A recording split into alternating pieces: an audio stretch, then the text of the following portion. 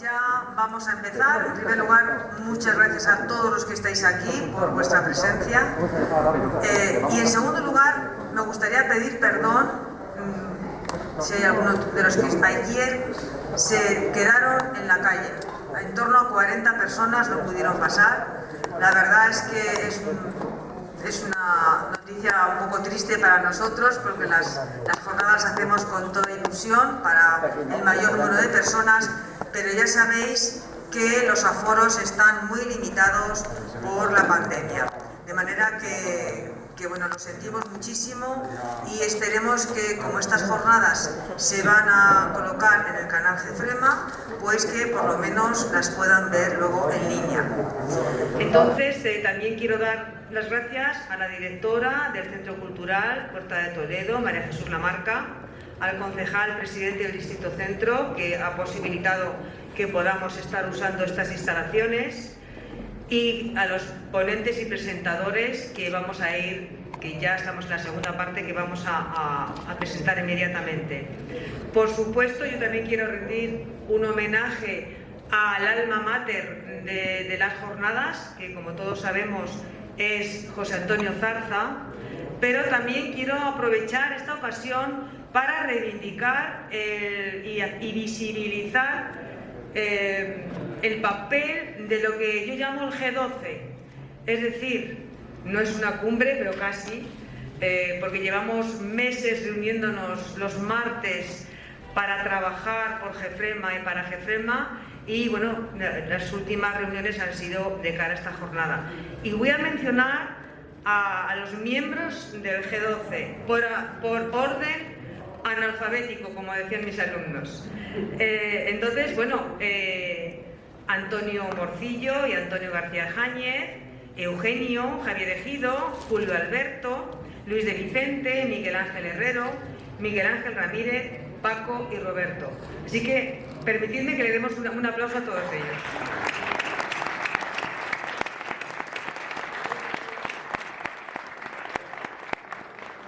Bueno, entonces ya no robo más tiempo, porque el primer ponente es fuera de serie y estamos deseando todos escucharle. Pero bueno, su presentador es Enrique Martín Zurdo, que es socio de GEFREMA. Como veis, ahí tenemos socios de categoría. Y bueno, es socio de GEFREMA gracias a, o por culpa de, que nunca se sabe, José Luis Camaño.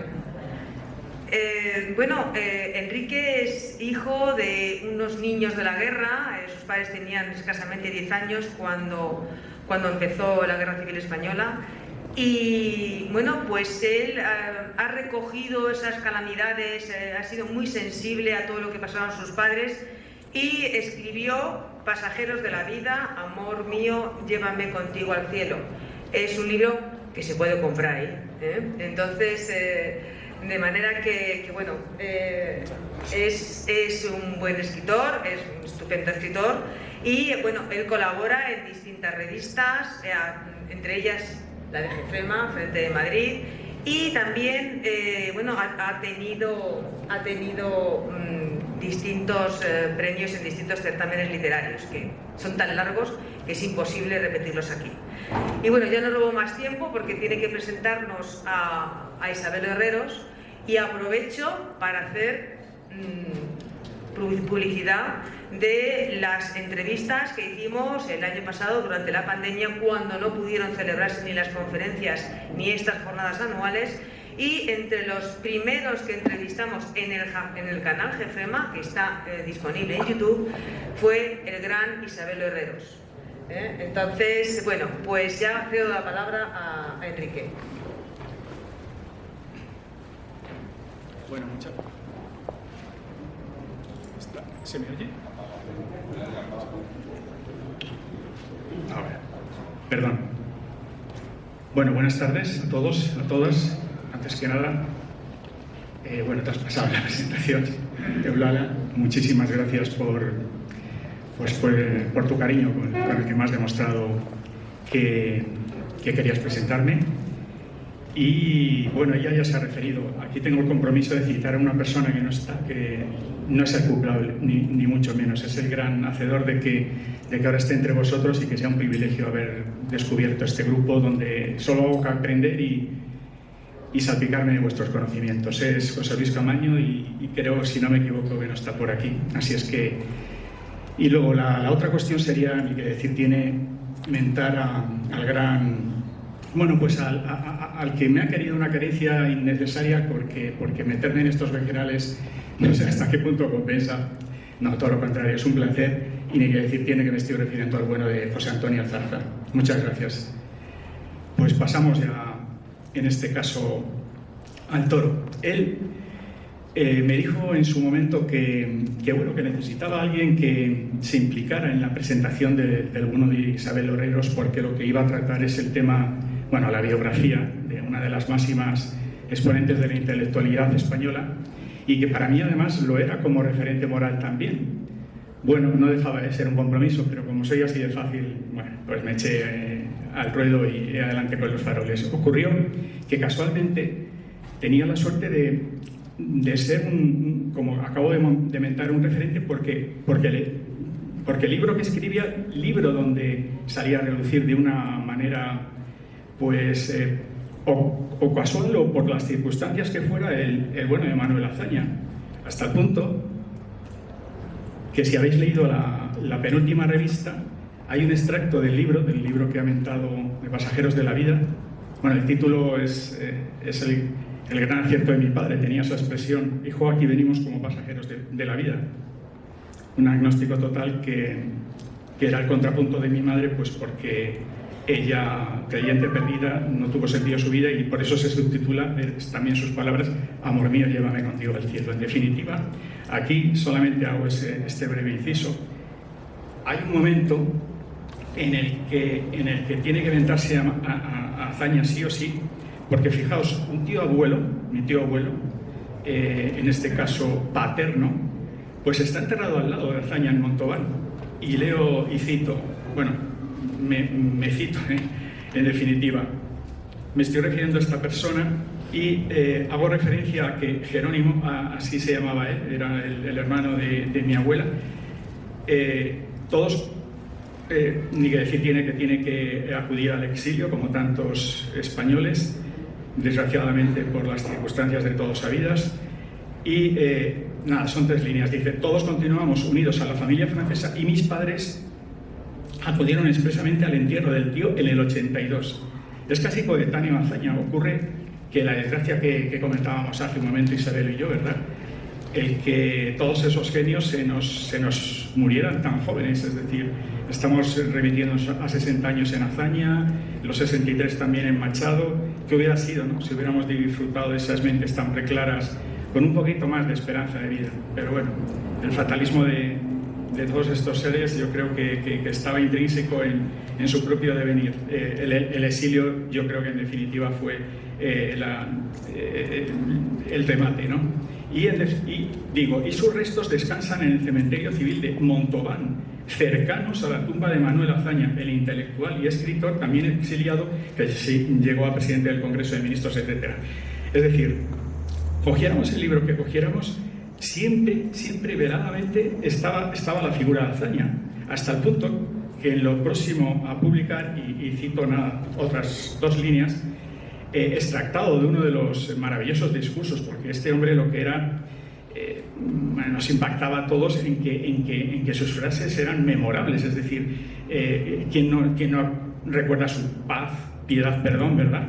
Pero bueno, al hilo de algunos de sus discursos, estamos ante a ver si nos lo termina por aclarar el bueno de Isabelo, pero yo no termino de ver si es agnóstico, ateo, medio creyente, porque en sus frases memorables, acordaos que una es la de: hay un Dios y duerme olvidado de nosotros. Fijaos, con esas palabras, en los trágicos días del Madrid de la Guerra Civil, un creyente atípico como Azaña venía a reflejar su impotencia e incapacidad para frenar la barbarie desde su cargo de presidente de la Segunda República. Yo creo que y paro. Por último, y haciendo referencia a este hombre que yo no creo que tenga parangón entre la intelectualidad de su tiempo. Digamos que por todos los palos que tocó, y casi todos los toca bien, porque bueno, en el área de la filosofía nos encontraríamos a una Azaña, que vamos a contar de poetas coetáneos a él en la generación del 14, etc. Pero fijaos, esto también está extractado de algunos de sus discursos y para mí es clave. Empieza así un libro de otro amigo: siempre alcé mi voz contra la guerra. Cualquier problema de España, por grave que fuera, se habría solucionado mucho mejor en paz, procediendo con inteligencia y responsabilidad que recurriendo a la violencia. Bueno, palabras más que contrastadas, ¿verdad? Y la última frase clave que paso a presentar y perdonar: el miedo y el odio aplastaron a la inteligencia y la tolerancia. Bueno, es para mí un placer tener a mi lado a alguien del que ahora nos vamos a quedar absolutamente fascinados con lo que nos va a contar. Isabel Herreros es periodista y escritor, ha sido profesor en la Facultad de Ciencias de la Información de la Universidad Complutense, así como vicepresidente y secretario del Ateneo de Madrid. Ha sido funcionario de la Administración de Justicia 30 años y actualmente está en situación de jubilación voluntaria. Como periodista se especializó en el periodismo de sucesos y judicial, inicialmente en el semanario El Caso, en Sábado Gráfico, El Cocodrilo y El Independiente. De igual modo fue analista jurídico de revistas como Procuradores y asesor en gabinetes de comunicación. Tras una década muy vinculado a la actividad política como secretario general de Izquierda Republicana y portavoz de Izquierda Unida, nos estamos remitiendo, acordaos, más o menos a la etapa de Julio Anguita, regresó paulatinamente al periodismo y a la historia.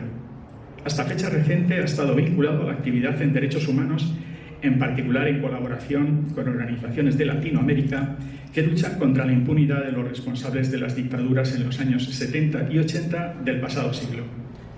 Ha investigado, escrito, publicado sobre la Segunda República, la Guerra Civil, el exilio republicano, la represión franquista y acerca de los españoles asesinados en los campos de exterminio nazis. Entre los ensayos ha publicado sobre literatura y guerra civil. Pero es mucho más prolífico, es decir, toca tantos palos que observar. Os voy a, yo qué sé, merece que haga referencia a que menos que 10 o 12, pero estoy ante todo un prolífico autor, tocando, bueno, pues desde Toledo en la narrativa española de la Guerra Civil, en el archivo secreto del Ayuntamiento de Toledo, y luego, bueno, pues yo creo que estamos ante uno de los máximos estudiosos de Manuel Azaña. Pensamos que él tiene, bueno, las veremos por aquí, Memorias del secretario de Azaña, en Planeta, Manuel Azaña de cárcel al poder, en Eneida, Azaña imprescindible, sus grandes discursos, diario público, bueno, lo vais a ver por aquí, libros verdaderamente imprescindibles. Y qué decir de sus comentarios a Avenada en Benicarló, a la altura de las circunstancias, escritos sobre la guerra civil, bueno, todos editados casi todo en Reino de Cordelia, Manuel Azaña y el Ateneo de Madrid, una relación agridulce, en fin, Comuneros contra el Rey. No sé si me estoy extendiendo, Isabelo, pero bueno, y sobre todo, hay algo que me acaba de llamar la atención y que lo considero como el regalo más maravilloso, uno de los tantos regalos que me conlleva el estar entre vosotros. Y es que me acaba de regalar, que quien sacará provecho de ellos, porque soy el inútil más grande metido entre fogones, pues una que no puede estar ahora por aquí, pero que luego se incorporará a la cena, y que se titula Libro de la cocina de la República. O sea que, bueno, pues una maravilla. Autor de infinitas biografías publicadas en colectivos estudios. Es que, de verdad, es tan extenso todo lo que os tendría que decir de él que no le quiero robar su tiempo. Así es que lo merece él. Perdonadme. Simplemente acabar, si acaso, que como periodista actualmente está colaborando en el Digital de Castilla-La Mancha al Español, y fijaros, hasta en mensuales como Mongolia, Tinta Libre, y es un analista de todo lo relacionado con la implantación económica y las de la Iglesia Católica, sus órdenes religiosas, sectas y en sectores como educación, sanidad, tercera edad y turismo. Es cofundador y del consejo editorial en la revista literaria Max Estrella y preside la Asociación Manuel Azaña, que dirige en la actualidad proyectos de investigación de fosas en la provincia de Toledo. Un placer. Y vamos a disfrutar de un sabio que es Isabel Herreros. Muchas gracias.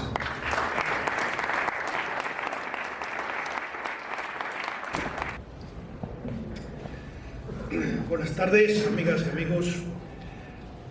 Muchas gracias, Eulalia. Muchas gracias, Enrique, por tus palabras. Y bueno, en segundo lugar, muchísimas gracias a Gefrema, ¿no?, por la amabilidad que ha tenido al invitarme esta tarde a estar con vosotros. Una entidad en la que soy socio y que me siento muy orgulloso, por eso, de estar aquí entre los ponentes. Sí, vamos a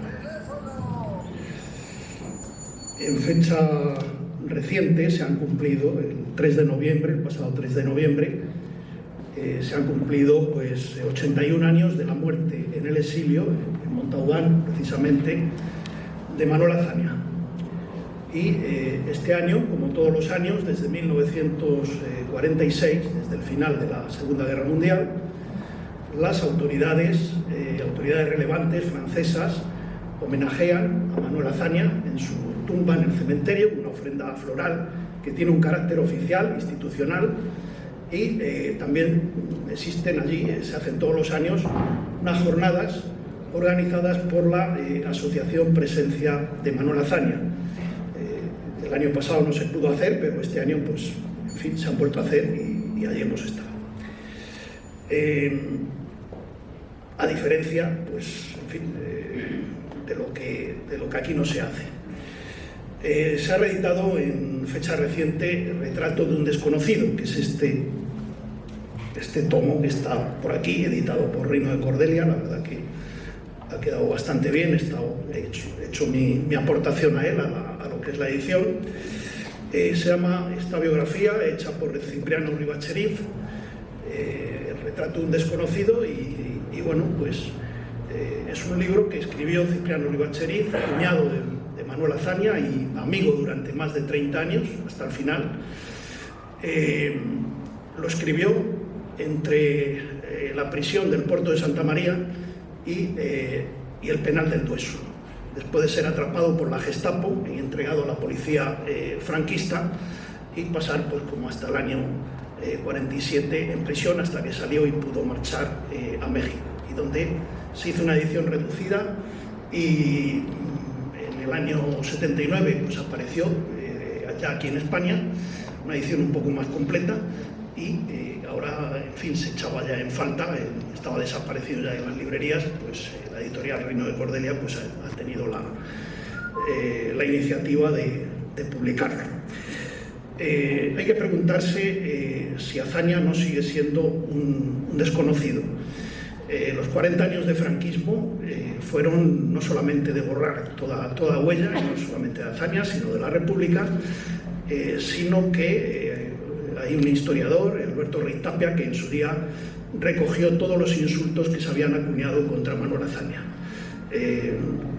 Hay que decir que está muy por encima de cualquier otro personaje de la Segunda República en cuanto a insultos, denostación por el franquismo, muy por encima incluso del propio Juan Negrín, al que luego quiero referirme, aunque sea brevemente.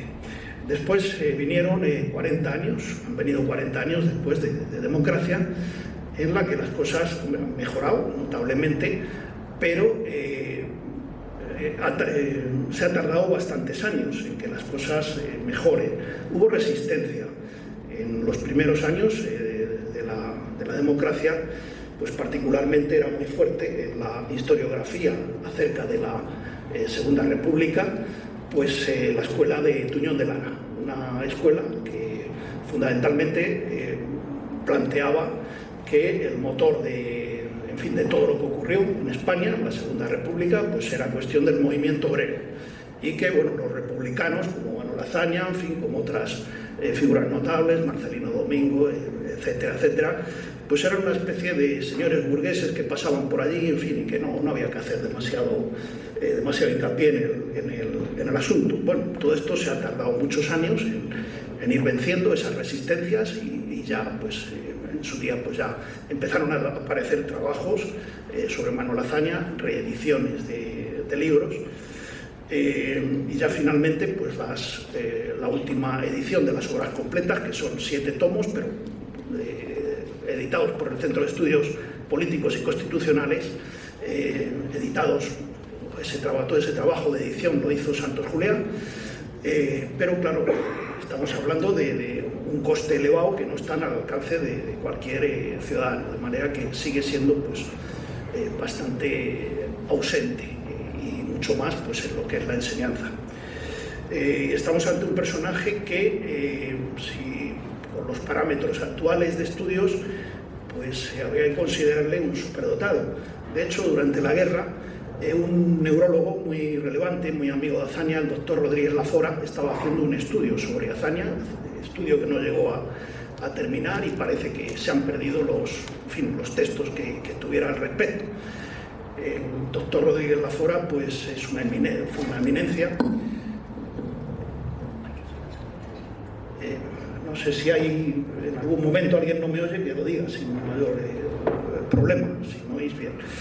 Bien, como decía, estaba este neurólogo haciendo un estudio a fondo sobre Manuel Azaña, y hay correspondencia que se conserva.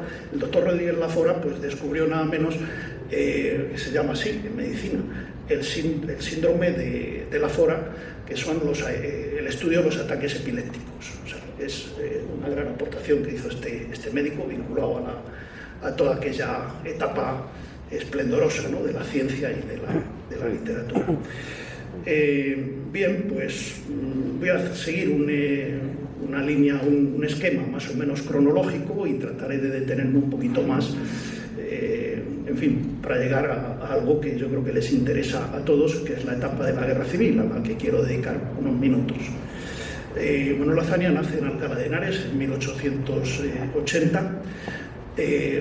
Tiene la desgracia de quedar huérfano entre los 9 y los 10 años, pues muere primero su madre, después su padre, de manera que en fin, pues la familia decide mandarlo a estudiar a los Agustinos del Escorial, al internado, que es una experiencia aquella que dura hasta los 18 años, que sale de allí, pues que le marcará de por vida. Incluso hay una novela que después escribe, El Jardín de los Frailes, que en buena parte, pues, es autobiográfica de aquellos años.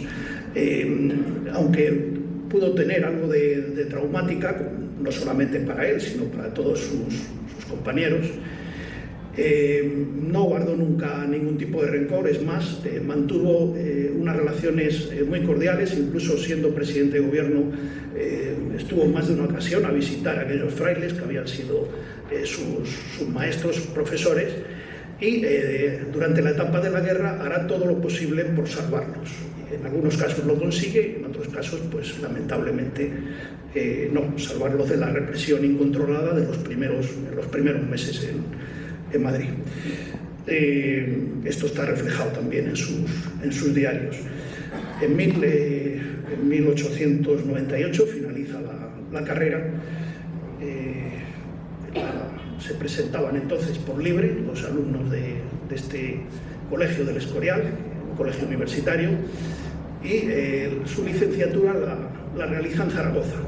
A partir de ahí se viene a Madrid para hacer el doctorado, y asiste a las clases de otro personaje de sus maestros que le marcará mucho, que es Francisco Giner de los Ríos. Ahí hace esos estudios de doctorado, con una tesis doctoral, la responsabilidad de las multitudes, que la presenta en 1900. En 1900 es un año muy importante en la vida de Manuel Azaña por su descubrimiento de Madrid. Él ya, en fin, era colaborador habitual de una revista literaria que se llamaba Gente Vieja, y donde eran todos gente que pasaba los 50, pero él la admite como viejo honorario. En fin, para él es un descubrimiento conocer así de primera mano a escritores más o menos relevantes y muy conocidos.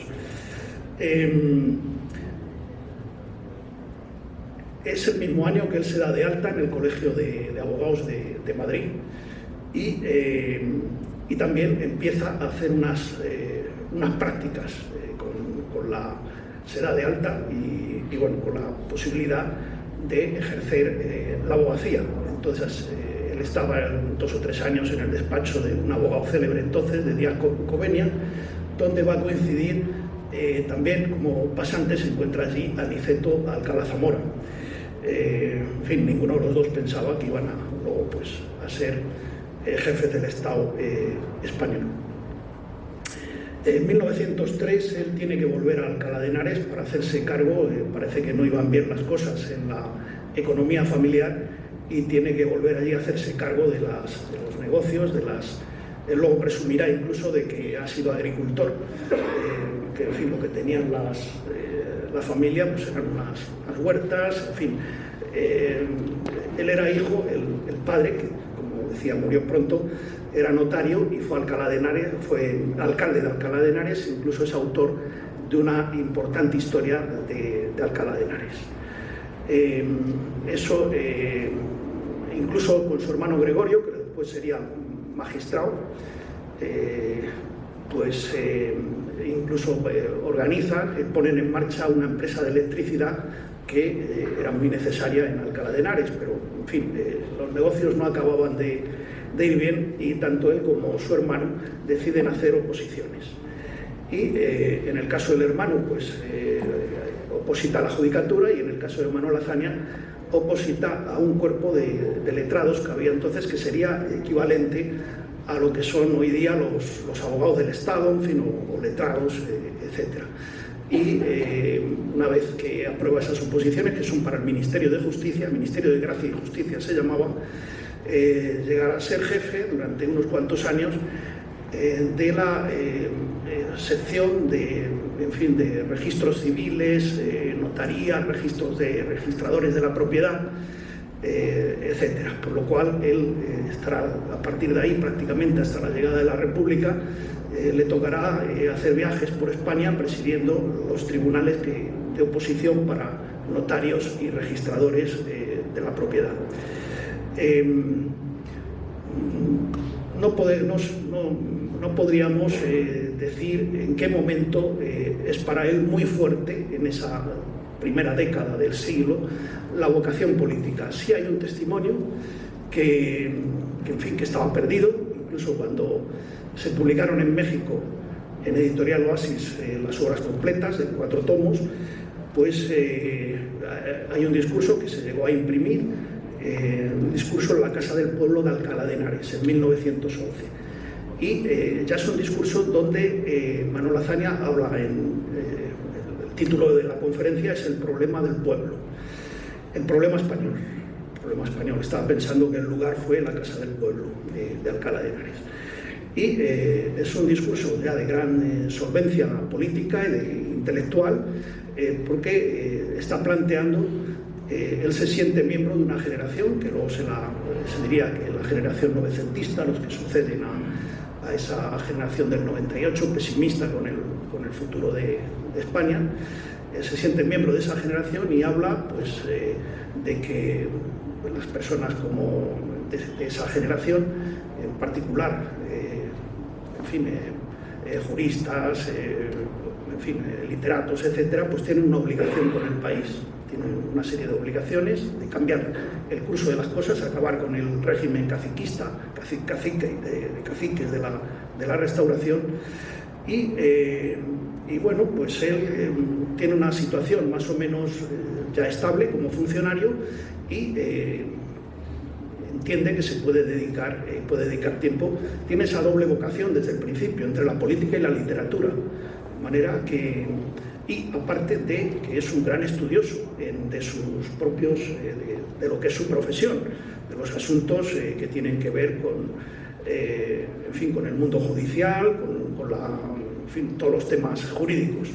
De hecho, en esa gran institución que era la Junta de Ampliación de Estudios, él consigue una beca y marcha de 1911 a 1912 para estudiar el derecho civil francés. Por aquel entonces él ya dominaba muy bien el francés, también el inglés, y bueno, pues ahí permanece un periodo que va a ser muy fructífero, porque incluso, como decía, siente también vocación por todos los temas que tienen que ver con la psicología, algo que él luego practicará, en fin, pues cuando tenga que despachar todos los días con 30, 40 o 50 personas en su etapa de ministro de la guerra o presidente de gobierno.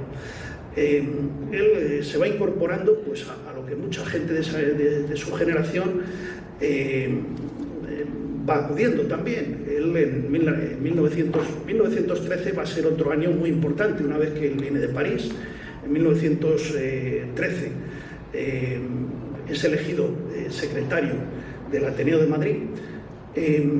Al Ateneo de Madrid él se había incorporado en 1900, de manera que no era nuevo en la casa, pero consigue ser elegido secretario y dará un vuelco al Ateneo. Quien conozca lo que se llama la Docta Casa, ahí en la calle del Prado, pues está la huella de Manuel Azaña por todas partes. Por ejemplo, el que se llama Edificio de Santa Catalina, que es donde está una parte de la biblioteca, pues eso se compra, estando Manuel Azaña de secretario, y lava la cara a la casa, en fin, incrementa de manera notable los puestos de estudio, porque había una gran demanda en ese momento. Era un Ateneo bullicioso donde prácticamente acudían buena parte de los estudiantes y de los intelectuales. Todavía, cuando Azaña se hace socio del Ateneo, todavía estaba allí escribiendo sus obras enciclopedia Joaquín Costa, nada menos. Se incorpora también en ese año a la Liga de Educación Política, con una entidad que tuvo su relevancia y cuyo personaje más conocido pues, es Ortega y Gasset. Y también se incorpora al Partido Reformista. El Partido Reformista no era otra cosa que el entronque del viejo Partido Republicano de Gumersindo Azcárate, y que se había reciclado al posibilismo de intentar desde dentro del régimen de la Restauración romper con ello y cambiar las cosas. Muchos intelectuales, el propio Ortega también se incorpora a ese partido, porque, en fin, habría centenares de intelectuales a lo largo de toda España se incorporan a ese partido, cuyo jefe o dirigente más conocido era Melquiades Álvarez. En 1916 es otro año muy importante, y lo será por las repercusiones que va a tener esos conocimientos que adquiere Azaña durante aquel año y siguientes. En el año 1916 Azaña marcha a los frentes de guerra, va a marchar al frente francés y al frente italiano, y él aprovechará para hacer unos estudios en bastante profundidad sobre el ejército francés. Cuando años después haga la reforma del ejército, el modelo es el modelo francés, es decir, un ejército con oficiales muy bien cualificados, oficiales coroneles, generales, etcétera, muy bien formados, con un Estado Mayor muy competente, y el pueblo en armas. Es decir, una mili más acortada, un servicio militar más acortado, pero con capacidad para incorporarse con eso que se llaman hoy día los reservistas en algún país, para incorporarse inmediatamente en una situación bélica. Hay muchas más cuestiones que va a tener en cuenta, porque el ejército que se encuentra Manuel Azaña en 1931 es un ejército de una dimensión colonial mastodóntico, tremendo. Pero bueno, volvemos a esta etapa. Él convertirá durante ese periodo que es secretario, durante aquellos años que dura la Primera Guerra Mundial, en el gran centro de debate. No se hacían debates sobre esto en el Parlamento, y el Ateneo de Madrid se convierte en una suerte de Parlamento donde la mayoría de las opiniones que se escuchan allí con más vigor son aliadófilas, es decir, están en contra de ese neutralismo, incluso hasta el propio personajes del régimen también estaban en contra de ese neutralismo, que ese era a la larga nefasto para España. Incluso hay un artículo que tuvo mucha repercusión del conde de Romanones, con el que será presidente del Ateneo y en el que coincide Azaña, y nunca tuvo mala relación con el conde de Romanones. El conde de Romanones escribió aquel artículo que ha pasado a la historia: neutralidades que matan. En fin, entonces te digo que en esos años el Ateneo tiene esa gran importancia. El año 18 es otro año importante para Manuel Azaña. Bueno, él también aprovecha esos estudios que hace de la política militar francesa, están publicados en libros, o sea, él los publicará y luego están incorporados a sus obras completas. Y en aquel momento, vamos a pasar alguna foto, yo estas cosas no las controlo muy bien. Bueno, después, al final, si no me acuerdo, me lo recuerdas, ponemos la voz, porque es un poco, en fin, es una grabación que vamos a poner al final. Bueno, esta foto pertenece precisamente a esos viajes que él hace al frente francés. Azaña es el segundo, de derecha a izquierda, un señor con bigote y con un cigarro en la boca. Están escuchando las explicaciones de un oficial francés, parece que un alto mando. Bien, entonces, como decía, en 1918 es un año importante. ¿Por qué? Porque Manuel Azaña, a pesar de esa vinculación con el Partido Reformista, que intentaba cambiar las cosas desde dentro, él concurre en 1918 como candidato a las elecciones a diputado por el distrito de Puente del Arzobispo, en la provincia de Toledo.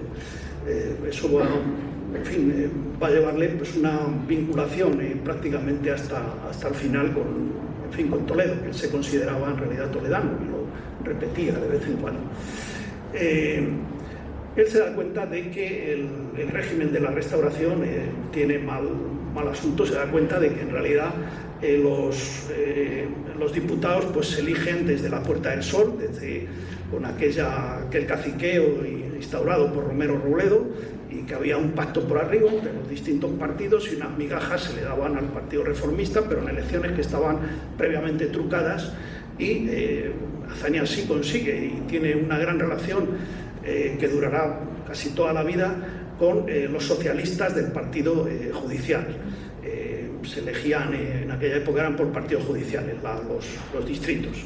Eran uninominales, con lo cual pues el cacique César de la Mora salía. Y de ahí le vendrán también unos odios tremendos que también durarán toda la vida, porque el abogado del César de la Mora era un tal José Félix de Lequerica, que después será ministro con Franco, ministro de Exteriores y embajador en Francia, y que fue precisamente quien se encargó en cazar a los republicanos españoles uno a uno.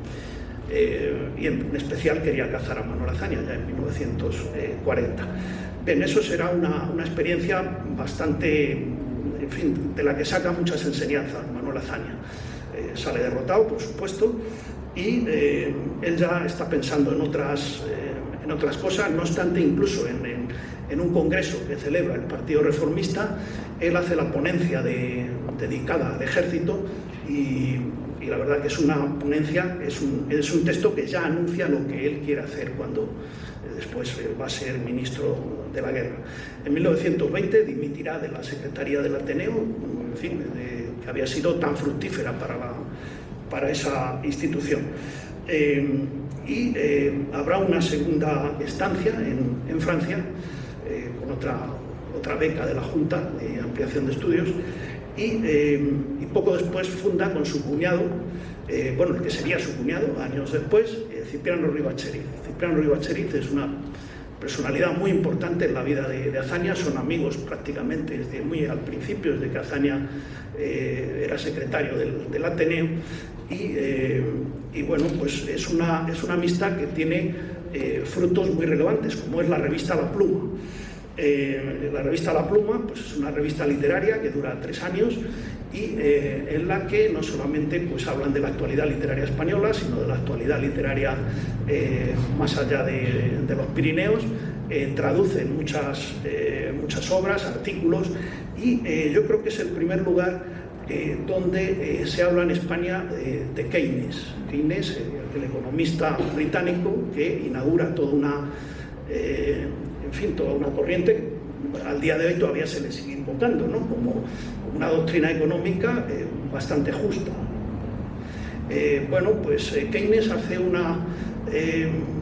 saca un libro por entonces donde dice que va a haber consecuencias, y puede que graves, del asunto de cómo se ha terminado los acuerdos que se le han impuesto a Alemania una vez finalizada la Primera Guerra Mundial. Le anuncia que eso es inasumible, esas condiciones económicas, que no hay salida y que eso va a traer una crisis muy grave.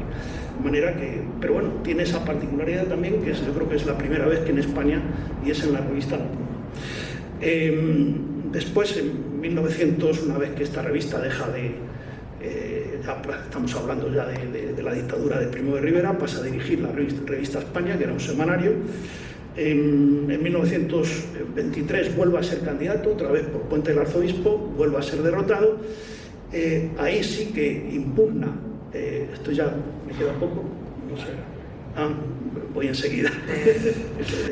Bien, pues entonces pasando temas, porque claro, si no nos saltamos ya a la República, en fin, y no llegamos.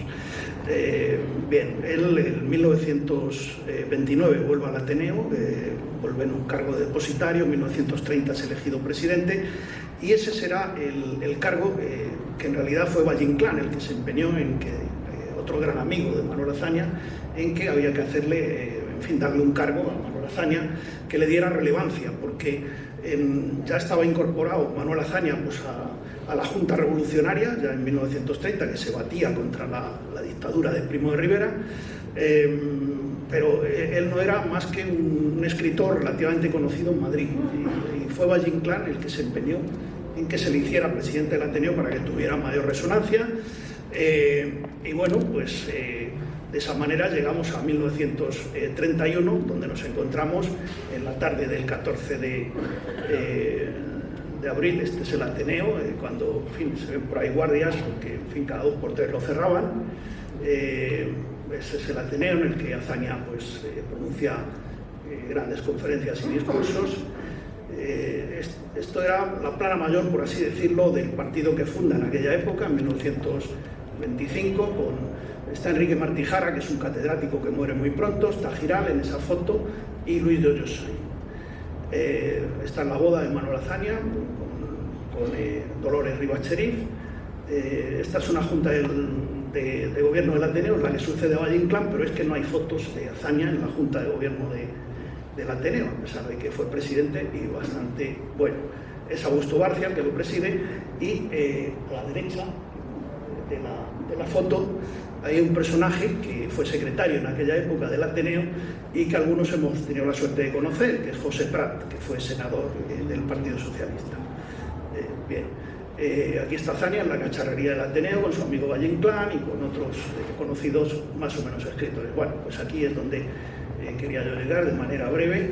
Entonces, esto está hecho en el Ministerio de la Gobernación, esta foto es el Comité Revolucionario, constituido en Gobierno de la República, y Azaña pues, llega ahí recién salido de la clandestinidad, porque había estado escondido. Hay algunos otros que están recién salidos de la cárcel, y todavía hay algunos que no han llegado del exilio, como es el caso de Marcelino Domingo o Indalecio Prieto, que vienen en tren desde París. De manera, Azaña se convierte muy pronto en una figura muy predilecta de los dibujantes. Es un dibujo de Bagaria. Este es Sirio, que es otro, un dibujante de aquella época del ABC, que también lo trata con cariño. Este es Azaña, yo creo que es el Azaña que enfervorece a las multitudes. Y este es un personaje que sí quería, aunque solo sea citarles, Arturo Menéndez.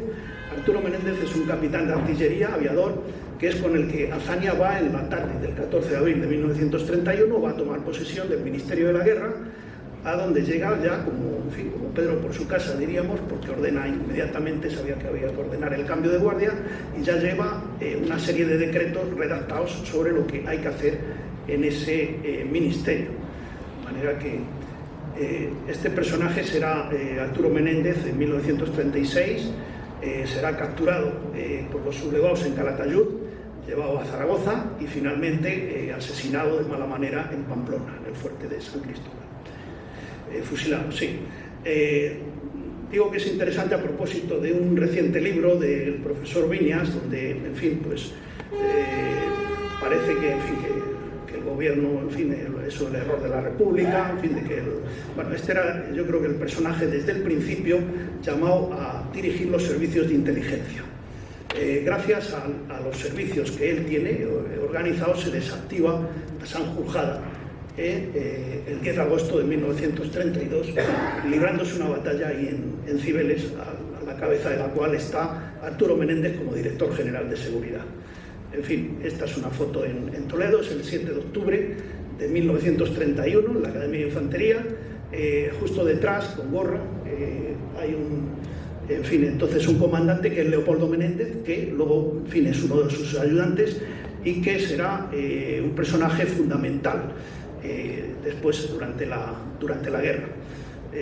Con Hernán de Sarabia son de los pocos que ganan alguna batalla, en concreto la de Teruel. Bien, esto también es en la Academia de Infantería, ese mismo año, y donde pues Azaña dedicaba muchos días a hablar con muchos militares para las reformas que hizo. ¿En qué consistían? Pues estamos hablando de que era un ejército sobredimensionado, pensado para las guerras coloniales, y había un oficial para cada 4 soldados. Con eso nos podemos dar una idea. Regimientos fantasmas que no existían únicamente para que el marqués de, en fin, los marqueses de Leguineche de la época pues tuvieran, en fin, un uniforme que ponerse de coronel o no sé qué para el baile ese que se hacía de capitanía. En fin, y las reformas pues fueron muy aplaudidas en aquel momento dentro y fuera del ejército. Fuera del ejército, fundamentalmente fue Ortega y Gasset el que hizo un gran discurso elogiando las reformas que había puesto en marcha para hacer un ejército profesional, adecuado a las circunstancias. En fin, papeles durante aquellos años del primer bienio en los que interviene Azaña, el artículo 26 de la Constitución, la secularización, ese es un gran discurso que yo creo que no hay que explicar lo que significa, las consecuencias que tuvo, y bueno, pues en definitiva eso dio pie a, en fin, a que días después de las fechas que estamos ahora, el 9 de diciembre de 1931, se aprobase la Constitución. En fin, eso es por... Parece, ¿cuántos minutos me quedan? Mira, estaba escribiendo 5. 5 minutos. Bueno, en 5 minutos acabo yo de sobra. Bien, el resto es conocido.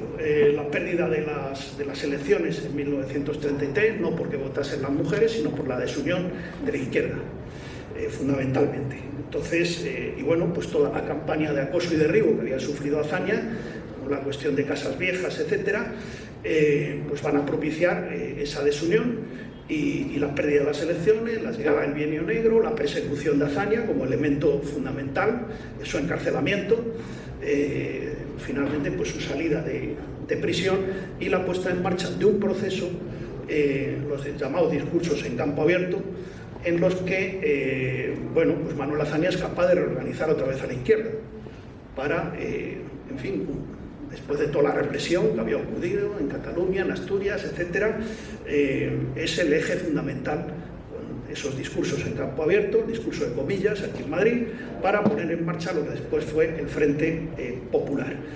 Finalmente, también se ha criticado de que Azaña hace, en fin, cuando toman el gobierno, pues después de las elecciones del 16 de febrero de 1936, pues años después, pues cada cual ha dicho lo que ha querido. Entonces, bueno, es que Azaña, decía Prieto, hizo un gobierno doméstico. Bueno, ¿qué gobierno iba a hacer cuando había un pacto entre Azaña y Prieto Prieto no lo cumplió? Porque el pacto era que Azaña accedía a la presidencia de la República y Indalecio Prieto accedía a la presidencia del gobierno. El Partido Socialista no le dejó a Indalecio Prieto y bueno, pues incluso empezada la guerra de la que, en fin, en otra ocasión sí me gustaría tener un coloquio ante, en fin, con tan relevantes especialistas que hay aquí. Empezada la guerra, siguió negando el Partido Socialista el concurso o la colaboración a ese gobierno republicano.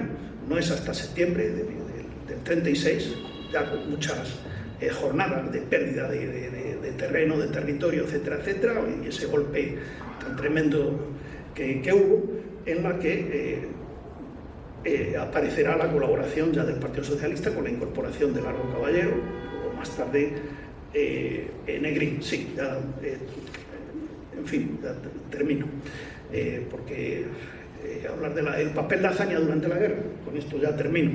Pues el papel de Azaña, pues no solamente son esos 4 discursos que prologó luego su amigo Antonio Machado, muy importantes en momentos importantes de la guerra. Siempre son discursos previamente pactados y conocidos por el gobierno. La coincidencia con Largo Caballero era complicada, sobre todo porque, bueno, pues esos sus propios compañeros del partido pues llegaron a la conclusión de que, bueno, era un gran dirigente sindical, pero un mal ministro. Un mal ministro de la guerra. De trabajo había sido un ministro excelente, pero para dirigir una guerra, y entonces ahí es cuando aparece la figura de Negrín, con la que Azaña va a tener una coincidencia total hasta muy avanzado en 1938, porque los 13 puntos de Negrín, no nos engañemos, no son 13 puntos para la victoria, son 13 puntos para que las potencias extranjeras presionen, se impliquen y haya una solución de paz, porque era imposible que la República ganara la guerra, y eso lo sabía Negrín, lo sabía Azaña. Es decir, en aviación la relación, en el mejor de los casos, era de 3-1. La capacidad para reponer bajas del ejército franquista era, era indeterminada, porque, bueno, fuerzas marroquíes, tropas regulares italianas, más la aviación alemana, de manera que, bueno, pues esa era la situación, y eso yo creo que cualquier experto sabe que, en fin, que eso era lo que no puede ser, decía un torero, y además es imposible. De manera que, bueno, pues vamos a pasar a la parte final, porque parece que ya no es imposible, no tengo más tiempo, y vamos a ver ahora cómo doy yo con esto. No sé si es al final o hay algunos militares que tenía yo para enseñar, pero bueno, este es el entierro de Manuel Azaña, y ya no nos ha dado tiempo, bueno, pues entonces es al revés, para irnos al principio. Ya estamos aquí. Bueno, se trata del discurso conocido de paz, piedad y perdón, que yo creo que es este, pero no sé cómo es este. José Antonio.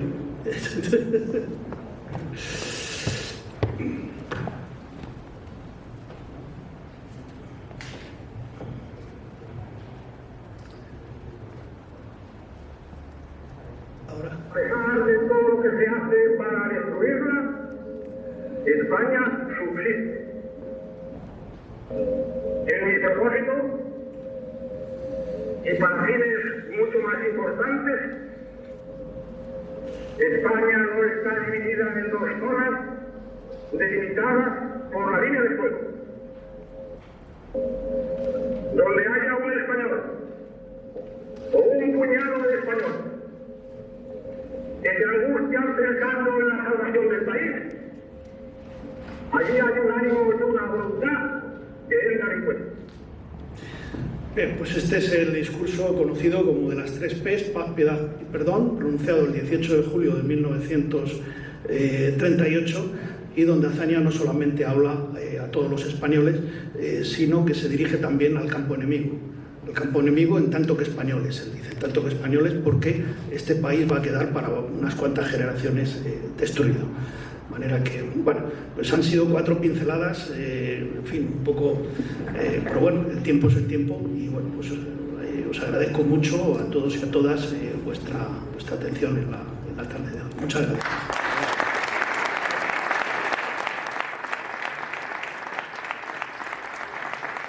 Bueno, Muchas gracias, Isabelo. Isabelo es presidente de la Fundación Manuel Azaña y bueno, yo creo que es el mayor experto con diferencia de este personaje. ¿Para cuándo vas a organizar unas jornadas monográficas sobre el presidente Azaña? Pronto. Pues espero que nos invites. Vale, tenemos tiempo para pregunta y media. A ver, sí. Bueno, las preguntas, ya sabéis cuál es mi estilo. Una pregunta es algo, es un enunciado que empieza por un signo de interrogación y acaba por otro signo de interrogación. No es un discurso, ¿eh? No me pongáis en la situación violenta, aunque estemos hablando de la guerra civil, de tener que cortarle la palabra a alguien. No tenemos tiempo, así que abro interrogación, pregunto, cierro interrogación. Yo quería hablar de Rodríguez Lafora. La pregunta, ¿es el consuegro de Bastos Ansar? ¿Es el padre de la Secretaría Militar y operan Bastos Ansar y Gómez Ulla a Durruti y ya les dicen desde el principio que es fuego amigo, que tiene la muerte? Que no es un tiro contrario. A ver, ¿cuál es tu pregunta? Que me hable algo más de Rodríguez Lafora. Vale, pasamos a la última pregunta y ya es que va a ser más ágil, ¿vale? Bueno, mientras tanto, a ver. Bien, de Rodríguez Lafora la verdad que no existe, que yo sepa, una biografía, pero como decía, es un neurólogo muy relevante, muy importante y que convendría rescatar. Yo solamente puedo hablar de lo que he leído de su relación con Manuel Azaña y con algunos otros personajes. Poco más puedo contar. Lo siento. De acuerdo. Venga. Sí, me gustaría que comentara un poco más ampliamente lo que se habló del cambio de presidente de la República, porque efectivamente cuando sustituye a Alcalá Zamora, el historiador Paul Preston comenta que comete un grave error, porque recordemos que el que era jefe de la Guardia Republicana de Alcalá Zamora era Keipo de Llano, que a partir de ese momento pasa a colaborar contra la República. Y ponen de presidente del gobierno a un tal Casares Quiroga, que es el que tenía que haber ido a Jaca para detener la sublevación por la República, y llegó la noche anterior y se fue a dormir, provocando un error. Entonces, dejar de presidente del gobierno de la República a, vamos a decir, un neto como Casares Quiroga es grave. No sé cuál es tu opinión, pero me parece que es... Son dos preguntas. Uno es el de la destitución de Azaña. Había una cuestión que la señala la propia Constitución, y es que la segunda disolución no había estado motivada. Entonces, y luego se temía, las izquierdas, que el papel de Alcalá Zamora volviera a ser el de me tomen todo, de meterse constantemente en las labores del gobierno, que iban a ser un elemento de obstaculizador. Y bueno, pues se encuentra en esa vía legal. El que la argumenta es el catedrático Luis Jiménez de Asúa. Y bueno, luego ahí viene un sainete, porque van a notificárselo primero a la presidencia no está, dicen que en su casa resulta que sale su hijo, dice que eso no es legal, que no sé qué, en fin, bueno, finalmente se lo notifican y bueno, eso hay opiniones para todo, si fue un error o no. Son futuribles de qué podría haber pasado si no se le destituye o no sé qué. Pues yo se lo anticipo. Hubiera puesto zancadillas, a la primera de cambio hubiera disuelto otra vez las Cortes y bueno, pues ese era Alcalá Zamora, era un personaje del que un célebre, otra vez cito a otro neurólogo, el doctor Sanchis Banús, pues dijo que tenía ciertos brotes de manías persecutorias, o sea que no estaban muy... y bueno, pues lo de Casares Quiroga, pues bueno, Casares Quiroga, un viaje a Jaca desde Madrid en coche, pues no es cualquier cosa. Yo supongo que llegaron reventados, teniendo que pasar además controles en algunos casos, y luego la cuestión es que era al día siguiente la sublevación, entonces pensaron que podían descansar un poco y se encuentran que ya está aquello estallado. De todas maneras, Casares Quiroga es un personaje un poco peculiar, nunca se quiso defender de aquello, ni de tampoco del 18 de julio, tampoco quiso después defenderse, pero bueno, yo creo que se ha exagerado demasiado, porque habría que hablar también de ese periodo corto en el que Casares Quiroga está de presidente de gobierno hasta que estalla la guerra, la sublevación, hace una combinación, que hoy no me daba tiempo a hablar de estas cosas, hace una combinación de mandos que produce que el 18 de julio de 1936 los mandos naturales, y aquí hay alguno que ha sido militar o ha hecho la mili, los mandos naturales del ejército en la práctica totalidad, salvo un par de excepciones, no se sublevan contra la República. Es decir, el caso de Batez, el caso de incluso en la zona del Protectorado, en Ceuta, Melilla, los mandos naturales no se sublevan, son mandos intermedios y tienen que entrar a su despacho a detenerlos o a pegarles un tiro en el propio despacho. Porque los mandos naturales, esa combinación de mandos que hace Casares Quiroga, produce que no se subleven. Ahora, luego ya, pues descender de la escala hasta los capitanes, hasta los tenientes, pues claro, eso ya era complicado. Vale, bueno, pues aquí lamentablemente tenemos que cerrar, pero Quedamos emplazados para esas jornadas monográficas sobre el presidente Azaña. Muchas gracias, Isabel.